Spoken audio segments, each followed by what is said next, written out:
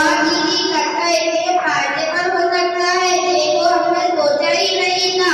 आज से गीला कचरा हरे डब्बे में और सूखा